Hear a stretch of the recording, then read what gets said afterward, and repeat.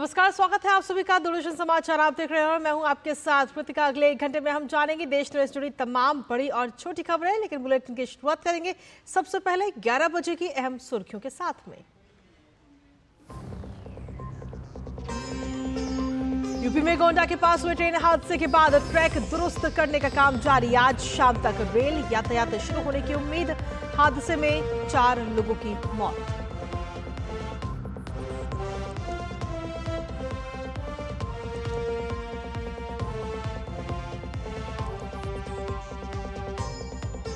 Monsoon सत्र में आपदा प्रबंधन कानून में संशोधन समेत 6 विधेयक पेश करेगी सरकार।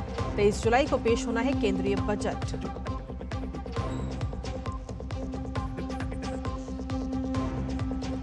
रांची रिम्स की मेडिकल छात्रा सीबीआई की हिरासत में। नीट यूजी पेपर लीक मामले में सॉल्वर गैंग पर दबिश के बाद कुछ और खुलासों की उम्मीद।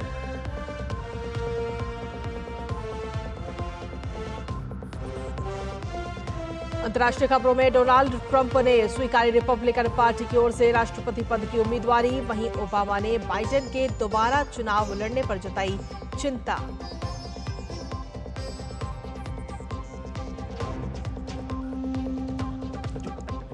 आरक्षण के खिलाफ बांग्लादेश में नहीं थम रहा हिंसक झड़पों का दौर। अब तक 19 लोगों की मौत।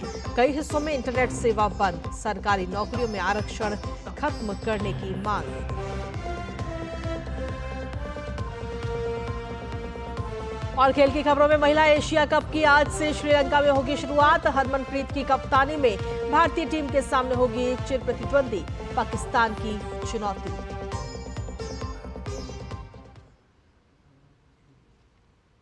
तो ये थी हेडलाइंस, और हेडलाइंस के बाद अब खबरों में विस्तार से बात करेंगे, जहां गोंडा के झिलाही रेलवे स्टेशन से पहले चंडीगढ़ डिब्रूगढ़ एक्सप्रेस गुरुवार को हादसे का शिकार हो गई, जिसके नतीजे में 4 लोगों की मौत हो गई और 30 लोग घायल हो गए।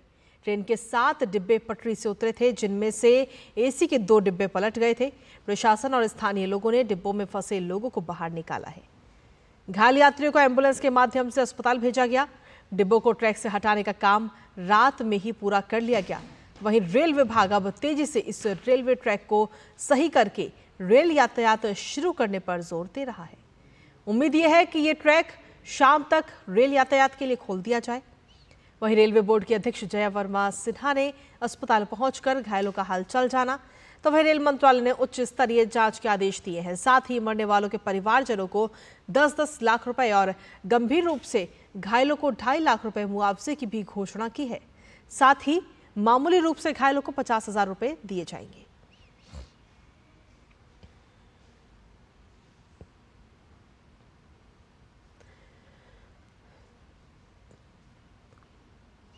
और वहीं पूर्वोत्तर रेलवे के सीपीआरओ पंकज कुमार सिंह का क्या कुछ कहना है, वो आपको सुनवाते हैं। रेस्टोरेशन का कार्य तेज़ी से चल रहा है और लगभग 800 से ज़्यादा कर्मी वहाँ पे लगे हुए हैं जो लगातार कार्य कर रहे हैं। 4 पोकलेन, 4 जेसीबी, हाइड्रा और ढेर सारी मशीनें वहाँ कार्य कर रही हैं। जो टीआरडी का कार्य होता है उसका कार्य किया जा रहा है। अप लाइन को बहुत जल्द फिट डिक्लेयर करके उस पर नॉर्मल ट्रेनों का संचालन शुरू किया जाएगा। डाउन लाइन के लिए जो स्लीपर्स डैमेज थे, रेल की आवश्यकता थी, वो सारी चीज़ें पहुँचाई गई हैं साइट पे और उसका रेस्टोरेशन बहुत तेज़ी से किया जा रहा है। और इसी पर ताज़ा अपडेट लेते हैं। हमारे साथ में गोंडा से हमारे सहयोगी रामेंद्र सिंह इस वक्त जुड़ रहे हैं, जो कि इस वक्त घटनास्थल पर ही मौजूद है। रामेंद्र, वहां पर किस तरीके से अभी इस वक्त जो रेलवे ट्रैक है उसे साफ करने का काम किया जा रहा है, ताकि जो रेल यातायात है उसे सुचारू रूप से चलाया जा सके? देखिए, जो बात पंकज जी कह रहे थे सीपीआरओ, वो सही कह रहे हैं। जो अप वाली लाइन है वो लगभग ठीक है। उसकी ओएचई जो विद्युत लाइन है वो गड़बड़ है, उसको सही किया गया। अभी हमारे पीछे से विद्युत लाइन जो सही करने वाली गाड़ी है वो पहुंच गई, यानी तार जहां टूटे हैं खंबे लगाने का काम किया जा रहा है। जहां खंबे टूट गए हैं तो वो जैसे ओएचई लाइन फाइनल हो जाती है तो ये जो अप लाइन है इसको शुरू किया जा सकता है, क्योंकि इसको लगभग रेल विभाग ने चेक कर लिया और इसी रेलवे ट्रैक से वो अपनी गाड़ियां ले जा रहा है। जो सामान लाने वाली गाड़ियां हैं, जो और अन्य प्रोसेस करने वाली गाड़ियां, वो इसी ट्रैक से जा रही हैं। लेकिन जो डाउन वाली गाड़ी है पटरी है उसमें समय लगेगा। उसमें क्योंकि स्लीपर टूट गए तो स्लीपर डाले जा रहे हैं, वहां से कंकड़ निकाल लिए गए, स्लीपर डालने का काम किया जा रहा है। रेलवे लाइन आ गई, रेलवे लाइन डालने का काम किया जाएगा। उसके बाद पत्थर डालकर उनमें चेक किया जाएगा कि अब फिर दबाव तो नहीं है। तो ये काम शायद शाम तक संभव हो पाएगा। उम्मीद करिए कि दोनों ट्रैक जो है वो शाम तक शुरू हो जाएंगे, लेकिन एक ट्रैक पर परिचालन जल्दी शुरू किया जा सकता है। कृतिका जी रामेंद्र, क्योंकि इस वक्त आप खुद वहीं पर मौजूद हैं तो हम चाहेंगे कि आप एक बार हमारे दर्शकों को दिखाएं कि वहां पर कितना काम अभी हो चुका है और कितना काम बाकी है, किस तरीके से वहां पर सफाई का काम इस वक्त चल रहा है रेलवे ट्रैक को।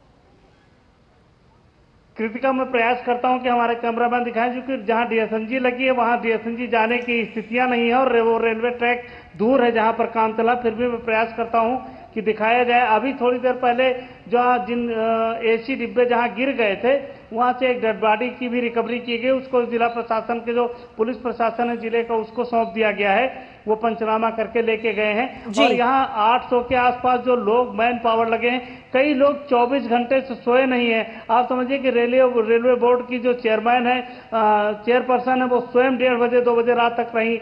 जीएम सवेरे रात में भी रही और सवेरे भी आ गई।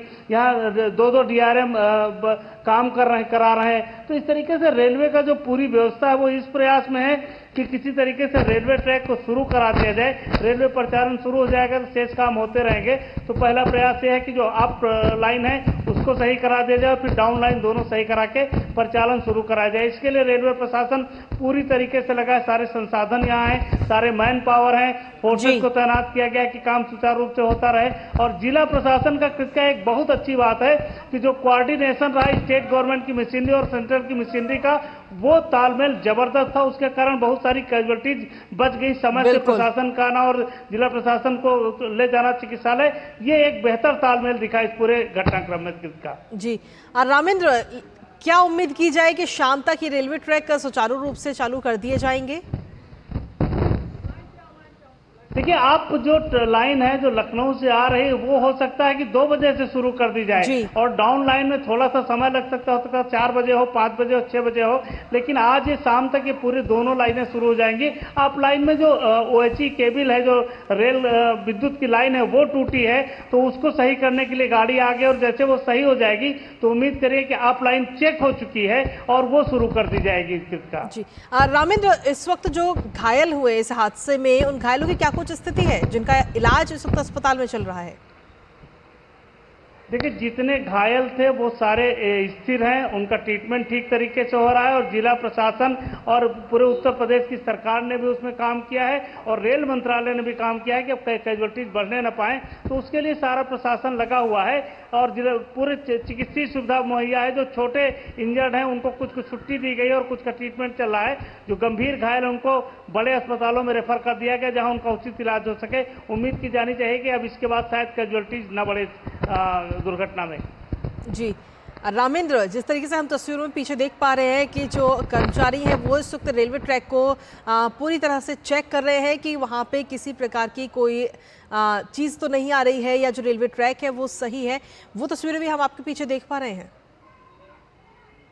बिल्कुल, ये जो रेलवे ट्रैक है, इस पूरे रेलवे ट्रैक को कर्मचारियों ने चेक किया है। एक एक सामान ले जा रहे हैं। जहां से बिल्डिंग की जरूरत है वहां बिल्डिंग का काम चल रहा है, जहां ओएचई लाइन का जरूरत है वहां ओएचई लाइन का काम चल रहा है, जहां दूसरे काम है वो चल रहे हैं, स्लीपर बिछाने का काम चल रहा है। तो एक एक चीज चेक की जा रही है, कोई समझौता नहीं करते। देखिए, रेल विभाग का जो एम्प्लॉय है, कर्मचारी है, वो कोई समझौता नहीं करता है। 4 लाइन की पट्टी पर लाखों लोगों को लेकर के रेल गुजरती है, इसलिए समझौते की गुंजाइश इसमें रहती नहीं है। तो वो एक एक चीज चेक कर लेना चाहते हैं कि कोई और परिस्थितियां विपरीत न हो रेल विभाग के लिए, इसलिए चेक करके इस रेलखंड की बहाली करेंगे इसका।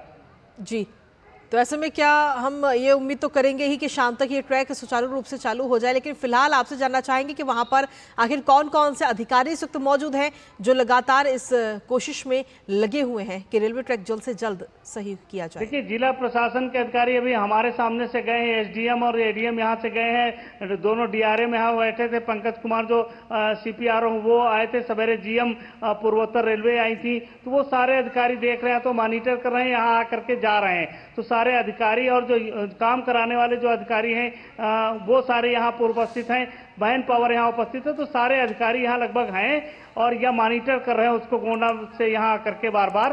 तो ये सारे अधिकारियों का निर्देश है और स्वयं लगे हैं कि मैन पावर के साथ जब वो खड़े होते हैं वर्क कर्मचारी के साथ तो काम बेहतर होता है और तेजी से होता है, इसलिए अधिकारियों का आना जाना लगातार लगा हुआ है इसका। चलिए, फिलहाल रामेंद्र बहुत बहुत शुक्रिया तमाम जानकारी और अपडेट्स हमारे साथ साझा करने के लिए, साथ ही ये ताज़ा तस्वीरें हमारे दर्शकों तक पहुंचाने के लिए। आप लगातार वहां पर बने रहिए और अपडेट्स हम तक पहुंचाते रहिएगा। तो जिस तरीके से अगर देखा जाए तो फिलहाल इस हादसे के बाद में बीते कल यह हादसा हुआ था और इस हादसे के बाद में अब सबसे पहली कोशिश यही है रेलवे विभाग की तरफ से कि जो रेलवे लाइन है उसे सुचारू रूप से जल्द चालू किया जाए ताकि जो रेलों का परिचालन है वो सुचारू रूप से चल सके। इसी के साथ अन्य खबरों का भी रुख करते हैं, जहां NEET UG paper leak case में सीबीआई ने रांची स्थित मेडिकल कॉलेज रिम्स की फर्स्ट ईयर की छात्रा सुरभि कुमारी को इस वक्त हिरासत में लिया है। सुरभि को इस सॉल्वर गैंग का सदस्य बताया जा रहा है जिसने लीक हुए प्रश्न पत्र का उत्तर तैयार किया था। सीबीआई की टीम ने कल देर शाम पूछताछ के बाद हिरासत में लिया। साथ ही एजेंसी ने छात्रा के बारे में रिम्स के students welfare dean doctor Shiv Priya से भी जानकारी ली है। इस केस में रांची के कुछ और मेडिकोज सीबीआई जांच के दायरे में आ सकते हैं। सीबीआई ने सॉल्वर गैंग से जुड़े पटना एम्स के 4 मेडिकल छात्रों को गुरुवार सुबह गिरफ्तार किया था और इसके बाद गैंग के अन्य सदस्यों के बारे में सुराग मिले। रिम्स की जिस छात्रा को एजेंसी ने हिरासत में लिया है वो रामगढ़ जिले के आरा की रहने वाली है। उसने पिछले साल नीट की परीक्षा में ऑल इंडिया में 56वीं रैंक हासिल की थी और सूत्रों के मुताबिक प्रारंभिक पूछताछ में उसने प्रश्न पत्र को हल करने और इसके एवज में पैसे मिलने की भी बात को स्वीकार भी कर लिया है। फिलहाल सीबीआई की अब तक की जांच में इसके पर्याप्त साक्ष्य हाथ लगे हैं कि नीट यूजी का पेपर झारखंड के हजारीबाग से लीक हुआ था। वहीं एजेंसी ने हजारीबाग स्थित परीक्षा केंद्रों के लिए भेजे गए प्रश्न पत्र को चुराने के आरोप में एक इंजीनियर पंकज कुमार को पटना से गिरफ्तार किया था। और इसी पर ताजा अपडेट लेते हैं, हमारे साथ में हमारे सहयोगी दिवाकर इस वक्त जुड़ रहे हैं रांची से। दिवाकर, जिस तरीके से इस पूरे मामले की अगर हम बात करें तो कल भी गिरफ्तारी हुई, उसके बाद में उनसे पूछताछ लगातार जारी है और आज अब एक और गिरफ्तारी झारखंड से हुई है। क्या कुछ ताजा अपडेट आपके पास में है? देखिए, निश्चित तौर पर जो नीट पेपर लीक का मामला है इसका जो जांच का दायरा लगातार हजारीबाग तक केंद्रित था। झारखंड में जब पहुंचा था बिहार के बाद ये मामला, उसके बाद ये झारखंड में रांची में, राजधानी रांची में ये पहली गिरफ्तारी है। और कहा जा रहा है इससे जो इस लड़की से सुरभि से पूछताछ हुई है उसके बाद ये साफ तौर पर जो हमारे सूत्र है वो बता रहे हैं कि किस तरीके से ये जो पूरा गैंग है जो एक तरीके से परीक्षा में विद्यार्थियों को और उसमें खास तौर पर SC ST जो विद्यार्थी है उनको निशाना बनाया जाता था कि उनको जो अगर वो सक्षम में पैसा देने के तौर पर तो वैसे छात्रों को निशाना बनाया जाता क्योंकि उनकी रैंकिंग जो है वो कम मार्क्स लाकर भी बेहतरीन रैंकिंग हो सकती थी और उन्हें एक प्रलोभन दिया जाता था। तो उसके जरिए कहा जा रहा है कि सुरभि के टच में यहाँ पर कई और भी विद्यार्थी थे जिनके जरिए ये पूरा नेक्सस झारखंड में चल रहा था। और ये जब जांच का दायरा धीरे धीरे आगे बढ़ेगा तो एक हड़कंप की स्थिति निश्चित तौर पर देखने को मिल रही है। और लगातार ये कहा जा रहा है कि रिम्स के आसपास भी जो गतिविधियां हैं वो थोड़ी आज संदेहास्पद देखने को मिल रही है कि किस तरीके से जो एक भय का माहौल है वो छात्रों में पैदा हुआ है। तो इसके बाद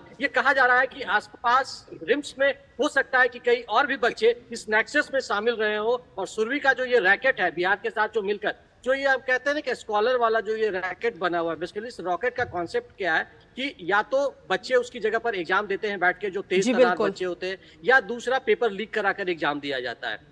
तो इस तरीके से इस एग्जाम में जो रैकेट काम करता है उसमें सुरभि का नाम आया है। जब कल बिहार में आपको याद होगा कि किस तरीके से एम्स से 4 छात्रों की गिरफ्तारी हुई थी और उसके बाद ये मामला रांची तक पहुंचा है। और निश्चित तौर पर जब इससे पूछताछ हुई है तो कहा जा रहा है कि इसके जो संदेह के दायरे में कई छात्र रांची रिम्स के आ रहे हैं। जी, अब जिस तरीके से सुरभि कुमारी जिसका नाम बताया जा रहा है जिसको अभी हिरासत में लिया है उससे भी अब आगे पूछताछ होगी और इस पूछताछ में फिलहाल उसने ये तो कबूल कर लिया है कि उसने इस पेपर को सॉल्व किया है, लेकिन साथ ही अब आगे जब पूछताछ होगी तो उसमें इस बात का भी खुलासा हो पाएगा कि इस पूरे घटनाक्रम में और कौन कौन उसके साथी हैं और किस किस व्यक्ति ने, किस किस छात्र छात्रा ने उसकी मदद की है।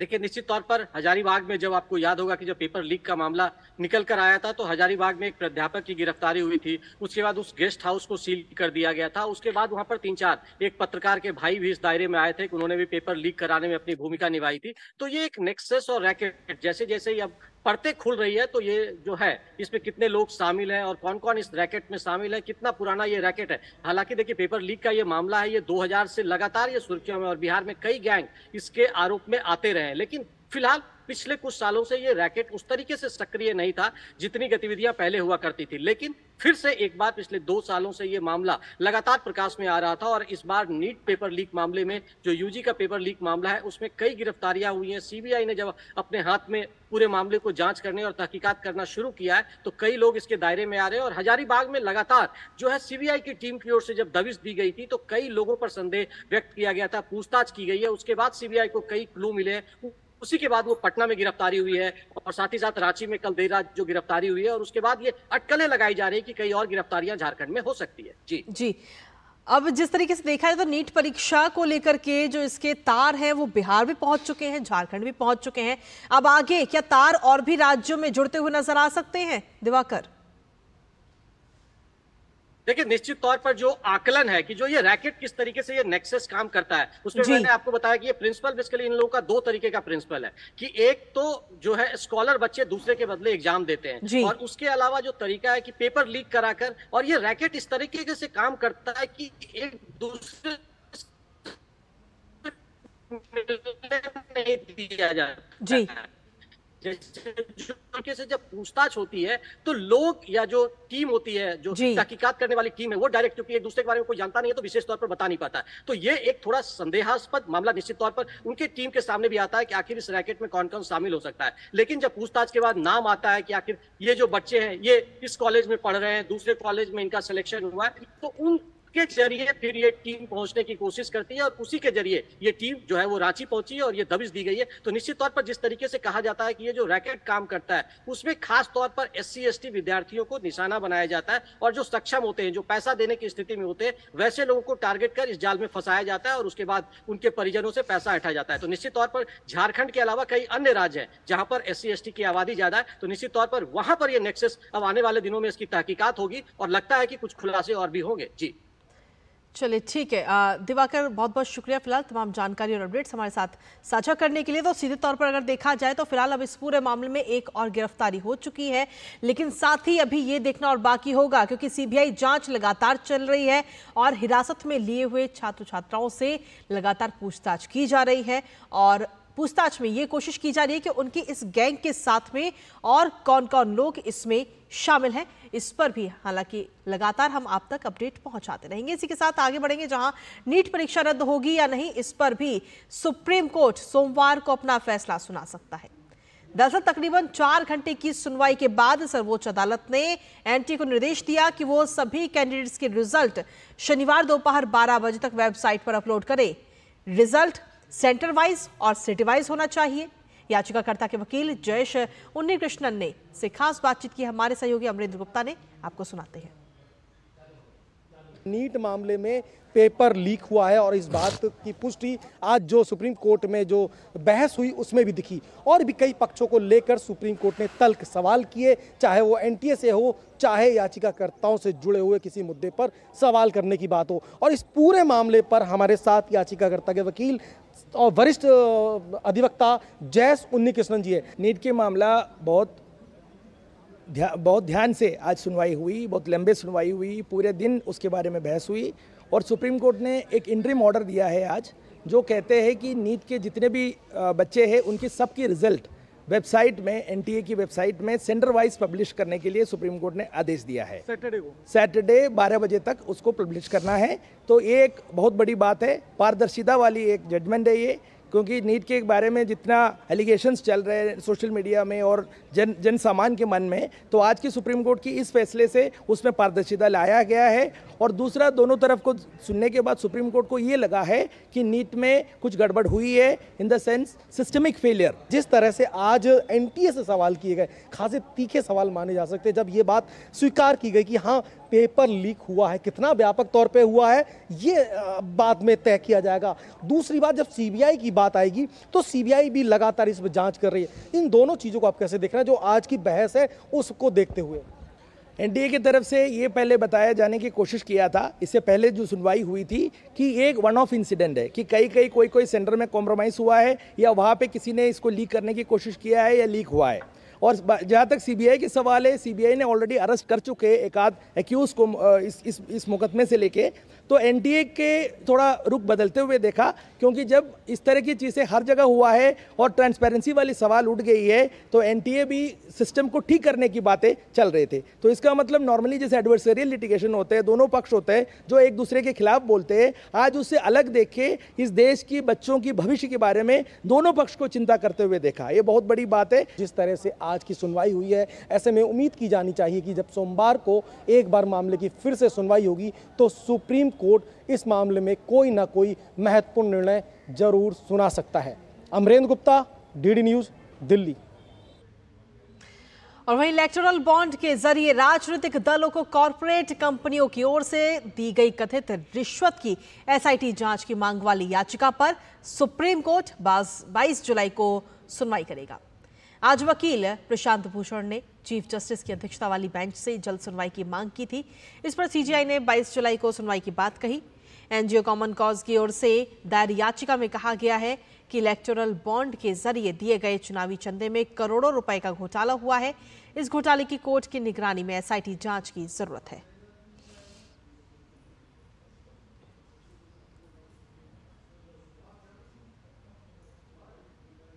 और वहीं झारखंड उच्च न्यायालय ने अवैध आप्रवासन के मामले में उचित हलफनामा दाखिल नहीं करने पर राज्य सरकार को कड़ी फटकार लगाई है। एक जनहित याचिका में दरअसल ये दावा किया गया है कि बांग्लादेश से अवैध आप्रवासन संथाल परगना जिलों में रहने वाली यहां की जनसंख्या को प्रभावित कर रहे हैं, जिसको लेकर उच्च न्यायालय सुनवाई कर रहा है। न्यायमूर्ति न्यायाधीश सुजीत नारायण प्रसाद की खंडपीठ ने कनीय अधिकारियों द्वारा अदालत में शपथ पत्र दायर करने पर कड़ी आपत्ति जताई। अदालत ने उपायुक्तों को शपथ पत्र दाखिल करने की हिदायत दी है। मामले की अब अगली सुनवाई अगले सप्ताह होगी। जनहित याचिका में आरोप लगाया गया था कि बांग्लादेश से अवैध अप्रवास के कारण संथाल परगना जिलों की सामाजिक जनसांख्यिकी पर प्रतिकूल प्रभाव पड़ रहा है। इसके पहले अदालत ने 3 जुलाई को राज्य सरकार को बांग्लादेश से अवैध प्रवासियों को वापस लाने के लिए तत्काल कदम उठाने का आदेश दिया था।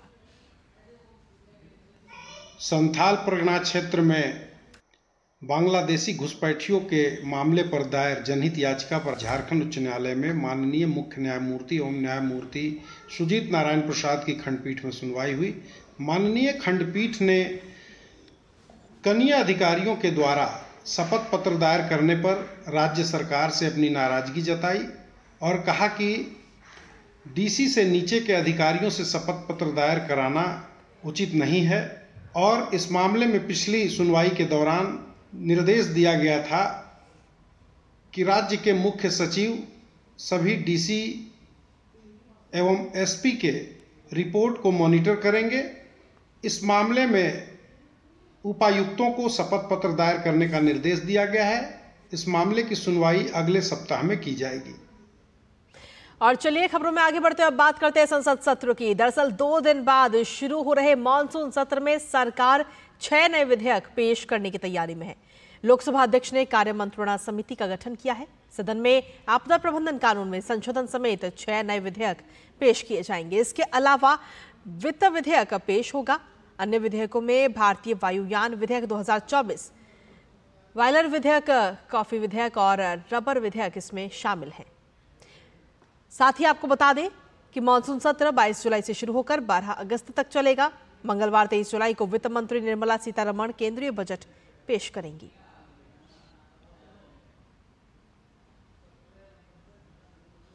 वहीं केंद्रीय मंत्री और पश्चिम बंगाल में भाजपा अध्यक्ष सुकांता मजूमदार ने 3 नए आपराधिक कानूनों की समीक्षा के लिए 7 सदस्यीय विशेष समिति गठित करने के पश्चिम बंगाल सरकार के निर्णय की निंदा की है। उन्होंने कहा कि संविधान में लोकसभा और राज्यसभा से पारित कानून की समीक्षा करने का कोई प्रावधान ही नहीं है और इस तरह की कोई भी समिति इन 3 कानूनों की जांच नहीं कर सकती है। केंद्रीय मंत्री सुकांता मजूमदार ने कहा कि पश्चिम बंगाल की टीएमसी सरकार संविधान का हनन और अपमान कर रही है। इस कदम पर बंगाल के राज्यपाल भी कह चुके हैं कि राज्य को बनाना रिपब्लिक में नहीं बदला जा सकता। उच्च न्यायालय ने सेवानिवृत्त न्यायाधीश की अध्यक्षता वाला पैनल जारी अधिसूचना की तारीख से 3 महीने के भीतर अपनी रिपोर्ट सौंपेगा। राज्यपाल ने कहा कि पश्चिम बंगाल एक राज्य के भीतर एक राज्य नहीं हो सकता है। या उसे बनाना रिपब्लिक में तब्दील नहीं किया जा सकता। वैसे तो 3 नए आपराधिक कानून 1 जुलाई से पूरे देश में लागू हो चुके हैं, लेकिन कुछ राज्यों में इन्हें अभी लागू नहीं किया गया। बंगाल उन्हीं राज्यों में से एक है। पश्चिम बंगाल विधानसभा सत्र भी दरअसल 22 जुलाई से शुरू होने जा रहा है और ऐसे में 10 दिन तक चलने वाले विधानसभा सत्र के हंगामेदार होने की भी संभावना है। केंद्रीय सरकार द्वारा पास किया हुआ कोई कानून जो लोकसभा और राज्यसभा में पास हो चुका है, उसको कोई ऐसी कमेटी जांच ही नहीं कर सकती। संविधान में इसका कोई प्रावधान ही नहीं है।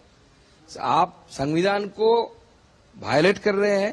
कानून के चेहरे में या कानून की दृष्टि में जो संदिग्ध अपराधी है उनको दिया जा रहा है कि न्याय संहिता में न्याय है कि नहीं, ये ढूंढने के लिए। और वहीं हावड़ा के डोमजूर इलाके में घरेलू नौकरानी और उसके परिवार के साथ शर्मनाक कृत्य किए जाने का मामला सामने आया है। यहां घर में चोरी की घटना के बाद नौकरानी के परिवार वालों को घर बुलाकर उन्हें प्रताड़ित करने का अब्दुल हसन लश्कर नाम के व्यवसायी पर आरोप है। पुलिस ने इस मामले में मुख्य आरोपी समेत 3 लोगों को गिरफ्तार किया है। आरोप है कि नौकरानी के माता-पिता और भाई के बाल काटकर गांव छोड़ने और घटना की शिकायत थाने में करने पर अंजाम भुगतने की भी धमकी दी है। राज्य में विपक्ष के नेता सुवेंदु अधिकारी ने इस घटना का वीडियो साझा कर राज्य में कानून व्यवस्था पर सवाल उठाए हैं। उन्होंने आरोप लगाया है कि घटना को अंजाम देने वाले सत्तारूढ़ पार्टी टीएमसी के करीबी हैं।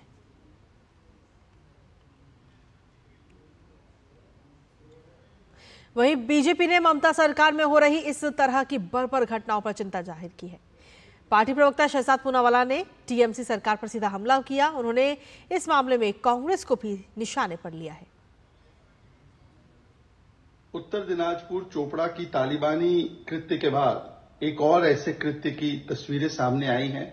इस बार हावड़ा से जिस प्रकार से एक परिवार को पीटा जा रहा है, एक महिला के बाल काटे जा रहे सीजर के साथ, ये दिखाता है कि आज मां माटी मानुष नहीं, बस वेस्ट बंगाल में आज टीएमसी मतलब तालिबानी मानसिकता और कल्चर छा चुका है। और इसलिए कभी कूच बिहार में महिला को निर्वस्त्र करना, कभी तालिबानी तरीके से पिटाई कर देना उत्तर दिनाजपुर में, या जिस प्रकार से हावड़ा में ये घटना।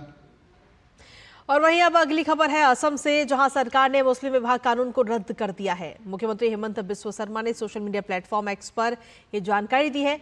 उन्होंने एक्स पर एक पोस्ट में लिखा, हमने बाल विवाह के खिलाफ अतिरिक्त सुरक्षा उपाय करके अपनी बेटियों और बहनों के लिए न्याय सुनिश्चित करने के लिए एक महत्वपूर्ण कदम उठाया है।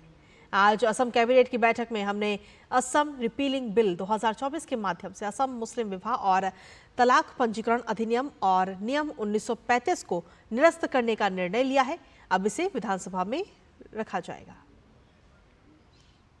असम मुस्लिम मैरिज एक्ट में चाइल्ड मैरिज को इजाजत देता था, तो हमने ये स्क्रैप करके ऑर्डिनेंस लाए थे। अभी वो ऑर्डिनेंस को हम बिल बनाऊंगा और नया एक कानून आएगा, जिस कानून का आधार में मुस्लिम रजिस्ट्रेशन अभी सरकार का घर में होगा और जो कानूनन जो एज बार है 18 एंड 21 उसी हिसाब में उसका रजिस्ट्रेशन होगा। सो पुराना कानून भी रद्द होगा और नया कानून बनेगा मुस्लिम रजिस्ट्रेशन का ऊपर। चाइल्ड मैरिज ऐसा नहीं है कि अगर 80% चाइल्ड मैरिज माइनॉरिटीज में होते हैं, 20% चाइल्ड मैरिज मेजोरिटी कम्युनिटी में भी होते हैं। सो चाइल्ड मैरिज को हम कोई रिलीजियस एंगल से नहीं देखता हूँ। हमारा प्रयास होता है कि जेंडर जस्टिस मिले, चाइल्ड मैरिज असम में कम होते रहे। अभी जो हमारा लेटेस्ट जो जितना सर्वे आया है, इसमें बहुत ही एनकरेजिंग ट्रेंड देखा गया है कि असम में चाइल्ड मैरिज लगभग खत्म होने का कगार में है। और वहीं दरअसल आपको बता दें कि असम सरकार ने मुस्लिम विवाह एवं तलाक पंजीकरण अधिनियम खत्म करने का अहम फैसला किया है। असम में बाल विवाह पर और अधिक अंकुश लगाने के लिए राज्य सरकार द्वारा असम मुस्लिम विवाह और पंजीकरण अधिनियम 1935 को निरस्त करने का अहम फैसला लिया गया। इस विधेयक को यूसीसी के कार्यान्वयन की दिशा में भी एक महत्वपूर्ण कदम माना जा रहा है और अब असम में मुस्लिम विवाह स्पेशल मैरिज एक्ट के तहत रजिस्टर होंगी। राज्य में 94 मुस्लिम रजिस्ट्रार को भी इस वक्त हटा दिया गया है। असम कैबिनेट की ओर से मंजूर असम रिपीलिंग अधिनियम को अब असम विधानसभा के अगले मॉनसून सत्र में रखा जाएगा। मुस्लिम विवाह और तलाक पंजीकरण अधिनियम 1935 एक्ट के तहत शादी का रजिस्ट्रेशन किया जाता था, लेकिन उस दौरान इस बात से कोई फर्क नहीं पड़ता था कि लड़के और लड़की की उम्र क्या है। असम मुस्लिम marriage and divorce registration act साल 1935 में लाया गया था। इसमें मुसलमानों के निकाह और तलाक के रजिस्ट्रेशन का प्रावधान है। साल 2010 में इस एक्ट में संशोधन किया गया। स्वैच्छिक शब्द की जगह अनिवार्य शब्द इसमें जोड़ा गया।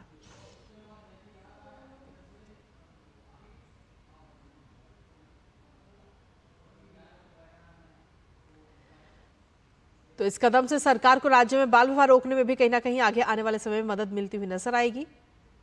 अब असम में मुस्लिम विवाह स्पेशल मैरिज एक्ट के तहत रजिस्टर होगा। और वहीं असम के मुख्यमंत्री ने मुस्लिम आबादी बढ़ने पर भी चिंता जताई है। उन्होंने रांची में दिए एक बयान में कहा कि मुस्लिम आबादी के कारण असम की डेमोग्राफी बदल गई है और कई जिलों में हिंदू अल्पसंख्यक हो गए हैं।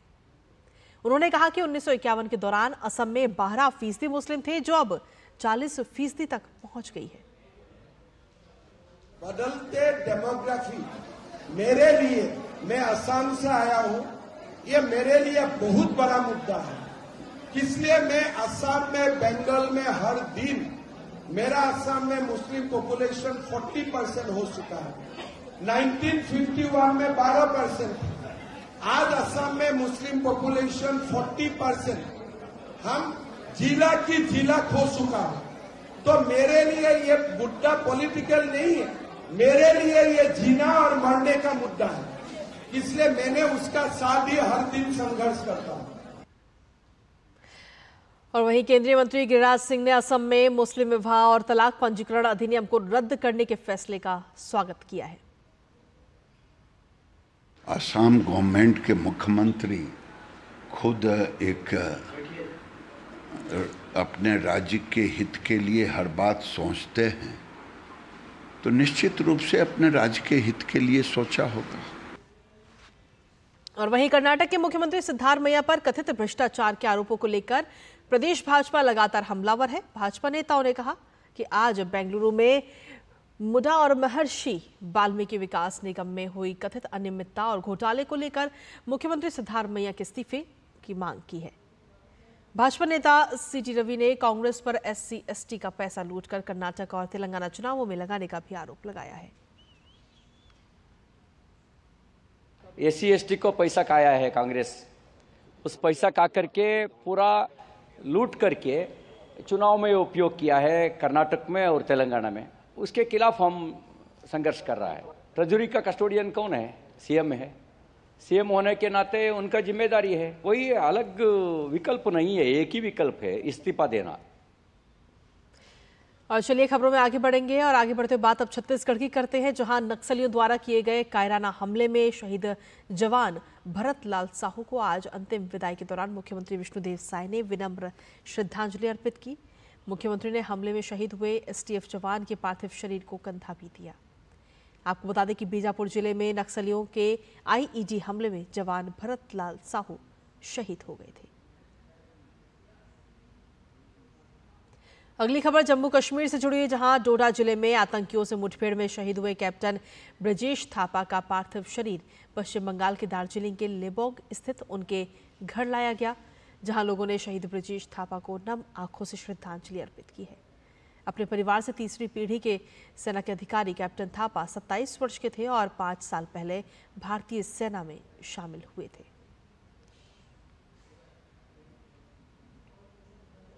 वहीं शहीद कैप्टन ब्रजेश थापा के पिता सेवानिवृत्त भुवनेश थापा ने कहा कि उन्हें अपने बेटे की शहादत पर गर्व है।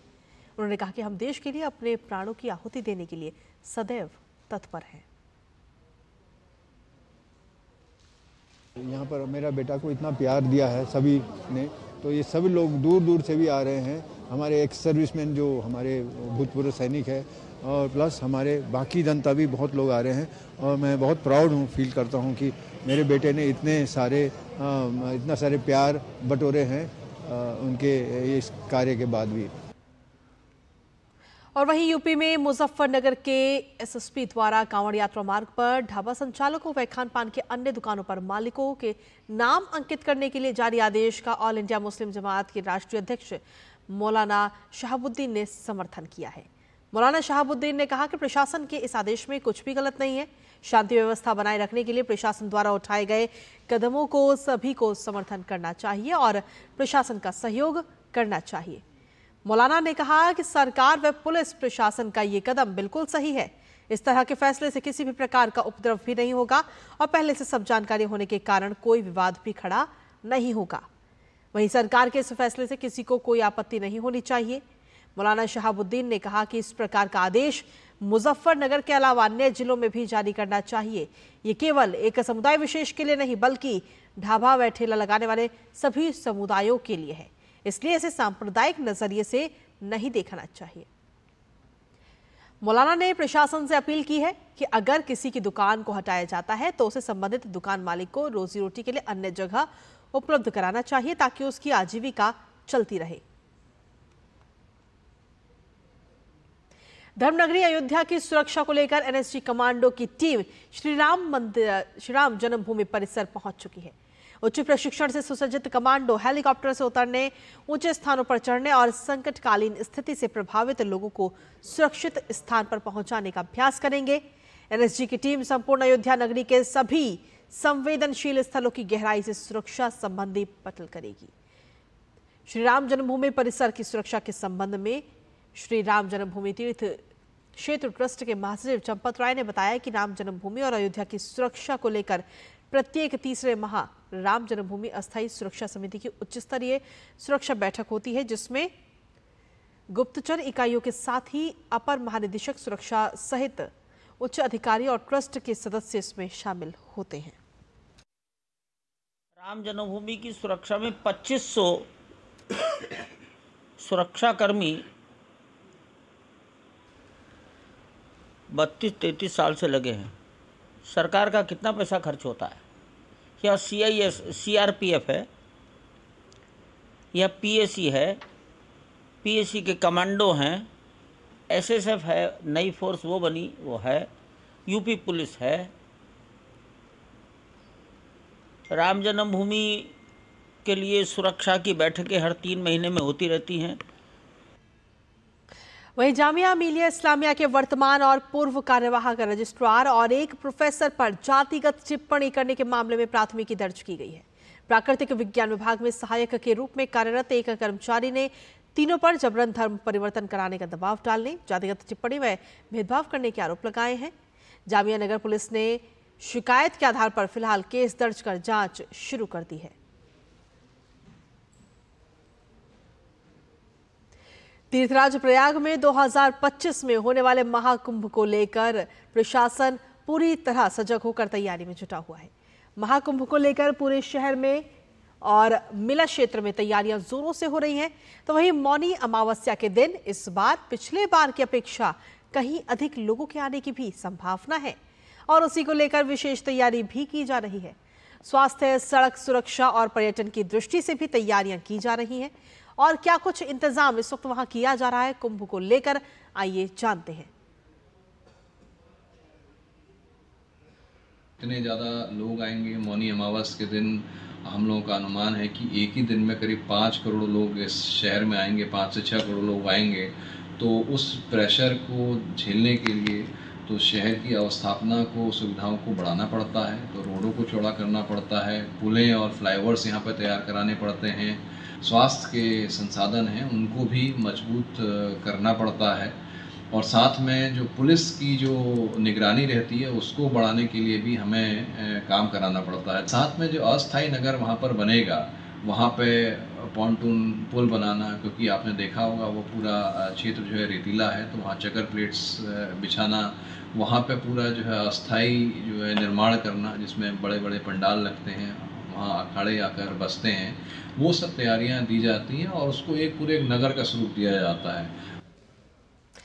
और चलिए खबरों में आगे बढ़ते हुए बात असम की करेंगे, जहां बाढ़ की स्थिति में लगातार सुधार हो रहा है। बाढ़ से जलमग्न जिलों की संख्या घटकर इस वक्त 13 हो चुकी है।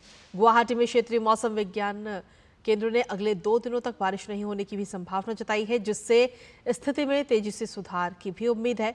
ब्रह्मपुत्र नदी करीमगंज के निमाती घाट, तेजपुर, धुबरी और कुशियारा में खतरे के निशान से ऊपर बह रही है और इसी के साथ बाढ़ की वजह से विभिन्न जिलों में तटबंध सड़कें, पुल, मकान और अन्य बुनियादी ढांचों को भी काफी नुकसान पहुंचा है।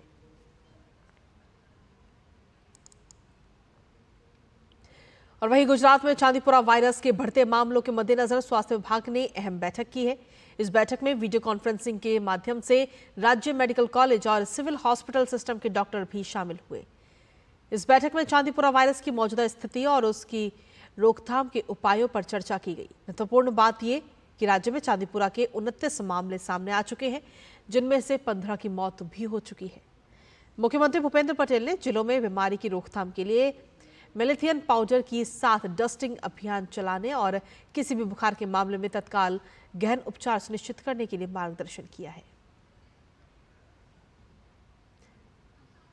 हर जगह पे, हर जिले में कहां पर कैसे हालात है, क्या है, उसकी भी चर्चा हुई और साथ में एक बात देखी गई कि ये पूरा जो चांदीपुरम वाला जो भ्रम फैलाया गया था, भ्रम फैला भी हुआ था, वहाँ पर ये जो परीक्षण के लिए जो सैंपल पुणे भेजे गए थे, उनमें 7 के अभी परीक्षण आगे आ भी गए हैं। उसमें एक ही पॉजिटिव कंफर्म हुआ है, बाकी के 6 नेगेटिव है।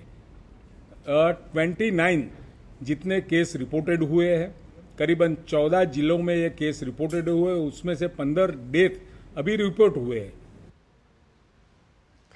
और चलिए बुलेटिन में आगे बढ़ते हुए बात अमरनाथ यात्रा को लेकर करते हैं, जो इस वक्त लगातार जारी है और श्रद्धालुओं में इस यात्रा को लेकर काफी उत्साह भी है।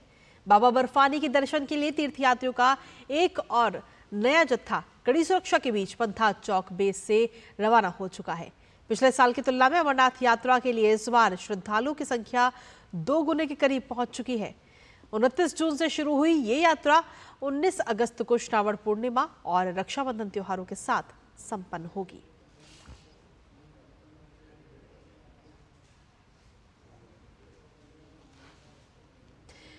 उत्तराखंड पर्यटन विकास परिषद ने राज्य में होम स्टे की बुकिंग के लिए ऑनलाइन बुकिंग पोर्टल लॉन्च किया है।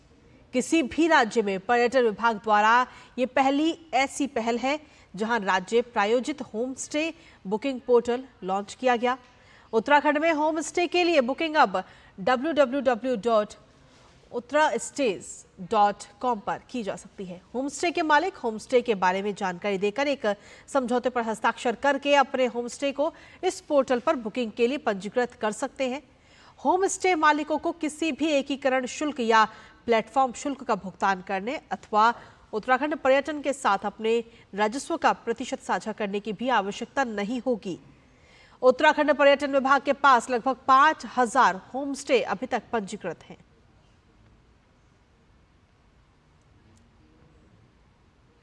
दिल्ली से सैन फ्रांसिस्को जा रहे एयर इंडिया के विमान AI-183 को तकनीकी खराबी के बाद रूस के अंतर्राष्ट्रीय हवाई अड्डे पर सुरक्षित रूप से उतारा गया है। Cockpit, crew, cargo hold area में समस्या के बाद इसे लैंड कराया गया। फंसे हुए यात्रियों को जल्द से जल्द सैन फ्रांसिस्को ले जाने के लिए दूसरी उड़ान की व्यवस्था करने के प्रयास भी जारी हैं। एयरलाइन ने सोशल मीडिया प्लेटफॉर्म पर पोस्ट करके इसकी जानकारी दी है। एयर इंडिया ने कहा कि विमान सभी 225 यात्रियों और फ्लाइट क्रू के 19 सदस्यों के साथ इंटरनेशनल एयरपोर्ट पर सुरक्षित रूप से उतारा गया है और सभी यात्रियों को टर्मिनल बिल्डिंग में ले जाया गया है। फिलहाल एयर इंडिया सरकारी एजेंसियों और नियामक अधिकारियों के साथ भी संपर्क में है।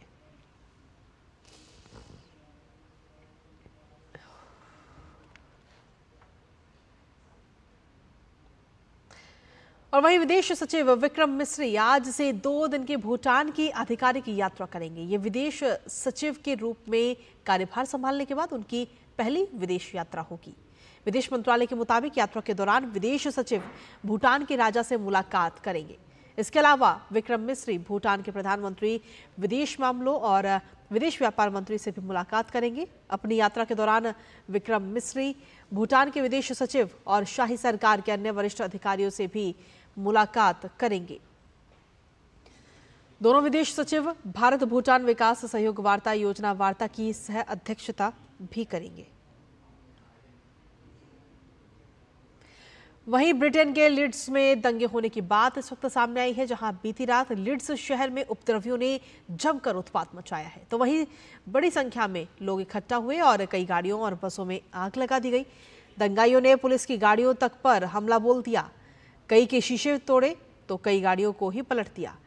हेयर हिल्स क्षेत्र में दंगाई मास्क पहने घूम रहे थे।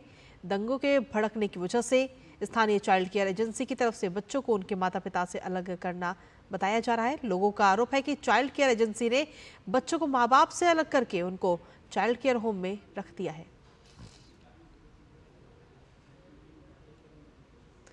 और वहीं बांग्लादेश में सरकारी नौकरी में आरक्षण व्यवस्था में सुधार की मांग को लेकर छात्रों का हिंसक प्रदर्शन लगातार जारी है और इस प्रदर्शन में गुरुवार का दिन सबसे खराब रहा, जब ढाका में लाठियों और पत्थरों से लैस हजारों छात्रों की सशस्त्र पुलिस के साथ झड़प में 13 लोग मारे गए हैं।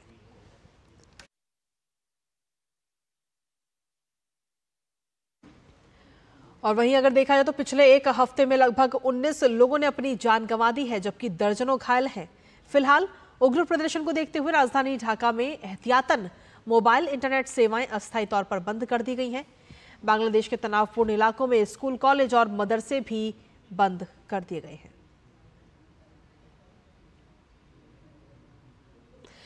और इस वक्त की अहम खबर यह है कि अमेरिका के पूर्व राष्ट्रपति डोनाल्ड ट्रंप ने 2024 के राष्ट्रपति चुनाव के लिए रिपब्लिकन पार्टी का नामांकन औपचारिक तौर पर स्वीकार कर लिया है। रिपब्लिकन नेशनल कन्वेंशन में ट्रंप ने कहा कि मैं आपके सामने आत्मविश्वास, शक्ति और आशा के संदेश के साथ खड़ा हूं।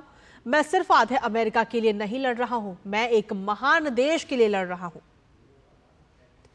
इस दौरान उन्होंने खुद पर हुए जानलेवा हमले को भी याद किया। उन्होंने कहा कि वो बहुत ही दर्दनाक पल था, उसे याद तक नहीं करना चाहता।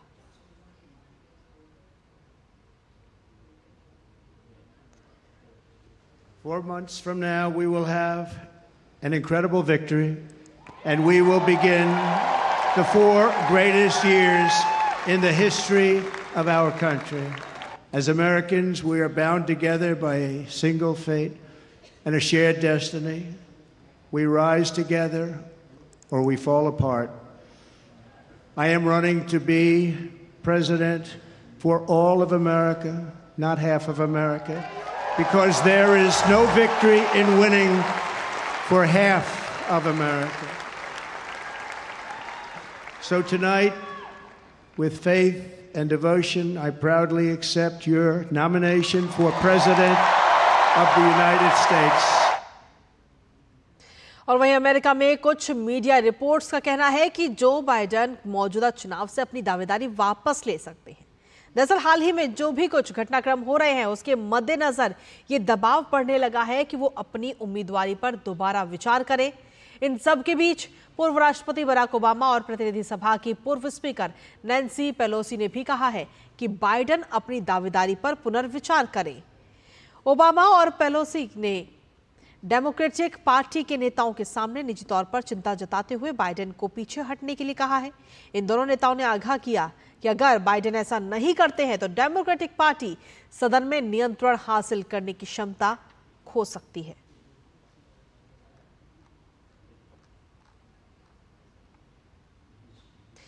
तेईस जुलाई को पेश होने जा रहे आम बजट में किसानों और कृषि सेक्टर के लिए बहुत कुछ खास रहने की उम्मीद है, क्योंकि शुरू से ही किसान कल्याण मोदी सरकार की प्राथमिकता रहा है। किसानों की आर्थिक समृद्धि को सरकार कैसे देख रही है और किस तरीके से बढ़ावा दे रही है, आइए देखते हैं इस खास रिपोर्ट के जरिए।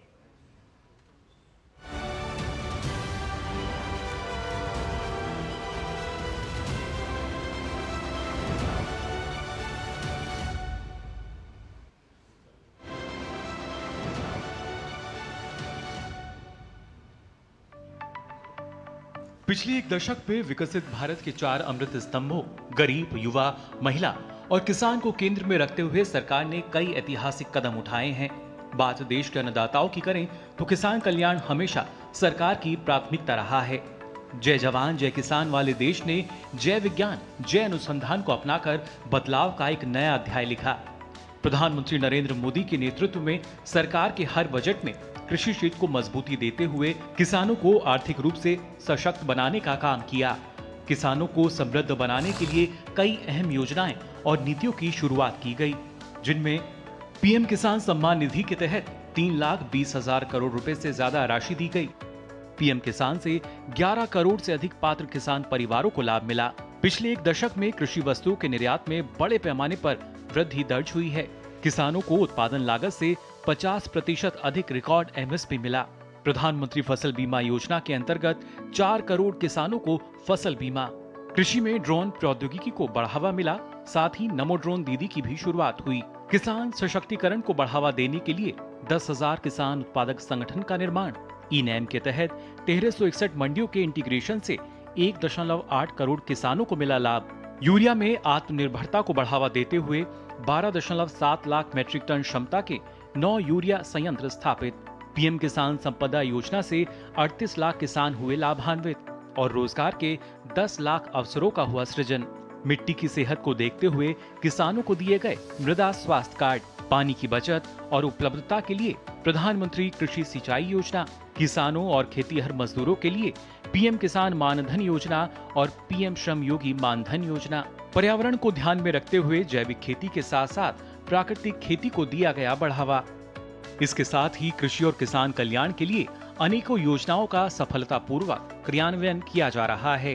कृषि और खाद्य प्रसंस्करण क्षेत्र की तीव्र वृद्धि को सुनिश्चित करने के लिए समावेशी आधुनिक भंडारण, पर्याप्त आपूर्ति श्रृंखला और विपणन, साथ ही ब्रांडिंग सहित फसल कटाई के पश्चात की गतिविधियों में निजी और सार्वजनिक निवेश को भविष्य में बढ़ावा देने के लिए सरकार भी प्रयास कर रही है, जिस वजह से इस बार भी वित्त मंत्री के पिटारे में किसान और कृषि के लिए बहुत कुछ खास रहने की उम्मीद है। Bureau report, DD news.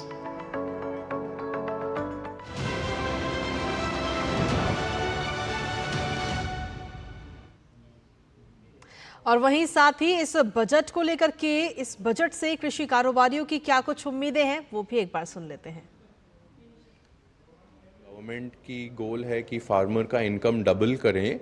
उसको होने में अगर फार्मर को अवेलेबल है इंटरनेशनल मार्केट अपने प्रोडक्ट्स को बेचने के लिए, तो उनका इनकम डेफिनेटली बढ़ सकता है।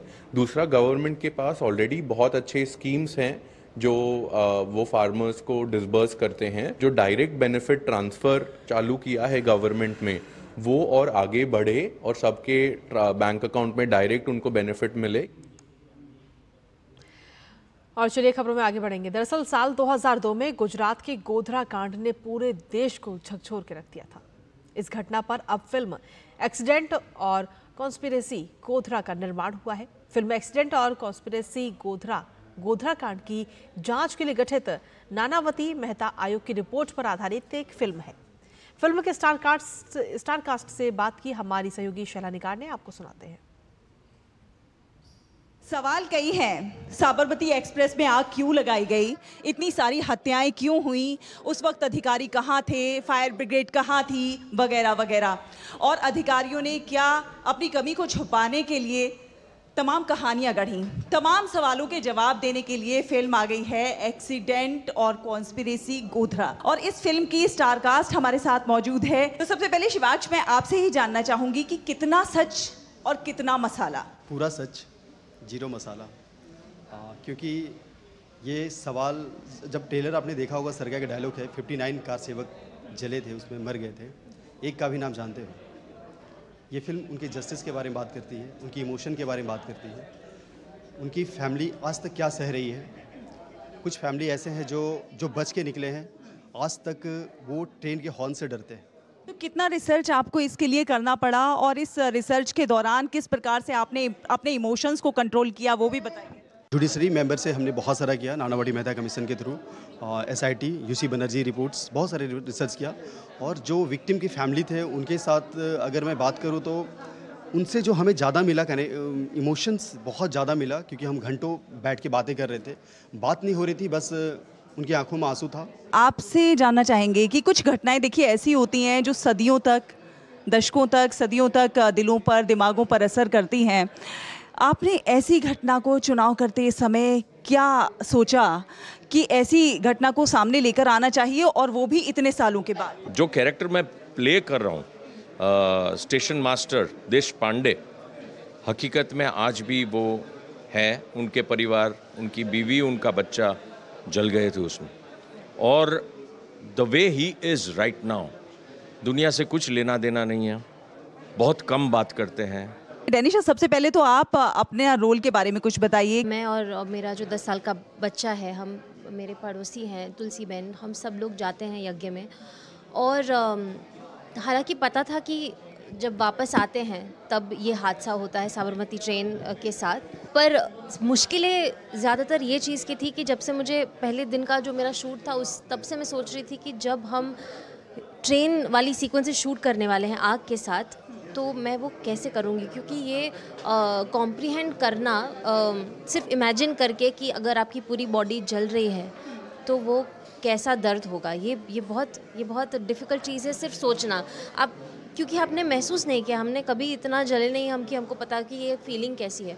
तो आई थिंक वो सीन्स शूट करने बहुत ज़्यादा डिफ़िकल्ट थे। एक वो व्यक्ति भी हैं जिन्होंने इस पूरे केस को, सरकार की तरफ से केस को लड़ा था और इस फिल्म में वो जज का किरदार निभा रहे हैं। तिवारी जी हमारे साथ मौजूद हैं। जब आप रियल कोर्ट रूम में ट्रायल में होते थे, वो एक्सपीरियंस और जब अब आपने फिल्म की, तो कितना सत्यता, कितना तथ्य आपको इसमें नजर आया? बिल्कुल, बल्कि इससे भी आगे बढ़कर कहूँ कि सभी प्रेक्षकों को ये लगा, बल्कि मैं अपनी नहीं, हमने 2 प्रीमियर शो किए, एक गोधरा में और एक अहमदाबाद में। दोनों प्रीमियर शो के प्रेक्षकों का जब अभिप्राय हम लोगों ने फिल्म के बाद उनसे पूछा, तो वो कहते थे कि हमें तो ये लगा कि हम ट्रेन में यात्रा कर रहे हैं और उसी S6 बोगी में यात्रा कर रहे हैं, और जो कुछ भी घटना हुई वो हमारे साथ घटित हुई। भाग्यवश हम बच गए ऐसा लग रहा है, हम फिल्म के बाहर आ गए हैं, परंतु हमें 2 घंटे, सवा 2 घंटे तक यही लगता रहा कि बस हम उसी बोगी में यात्रा कर रहे हैं। बोगी पे स्टोन थ्रोइंग हो रहा है, पत्थरबाजी हो रही है, बोगी को जलाई गई है, हमारे साथ के यात्री जल रहे हैं, हम भाग्यवश बच गए हैं और बोगी से बल्कि फिल्म से बाहर आए हैं। ये उन लोगों का अभिप्राय था, वही मैं आपको कहना चाहूँगा। कैमरा पर्सन संजीव के साथ मैं शहला निगाल, डीडी न्यूज़ के लिए। और इसी के साथ फिलहाल मेरे साथ इस मिनट में इतना ही। ब्रेक के उस पार देखिए खबरों का आगे का सिलसिला, लेकिन उससे पहले एक खबर का रुख कर लेते हैं, जहां यूरोपीय आयोग की अध्यक्ष उर्सुला वॉन डेर लेयन को दूसरी बार चुने जाने पर प्रधानमंत्री ने बधाई दी है। प्रधानमंत्री ने अपने सोशल मीडिया प्लेटफॉर्म एक्स पर पोस्ट करके कहा कि यूरोपीय आयोग के अध्यक्ष के रूप में पुनः निर्वाचित होने पर उर्सुला वॉन डेर लेयन को बधाई। वैश्विक भलाई के लिए भारत और यूरोपियन यूनियन रणनीतिक साझेदारी को मजबूत करने के लिए हम मिलकर काम करने के लिए तत्पर हैं। और इसी के साथ फिलहाल मेरे साथ इस मिनट में इतना ही। ब्रेक के उस पार देखिए खबरों का आगे का सिलसिला सहयोगी जया सिन्हा के साथ। नमस्कार।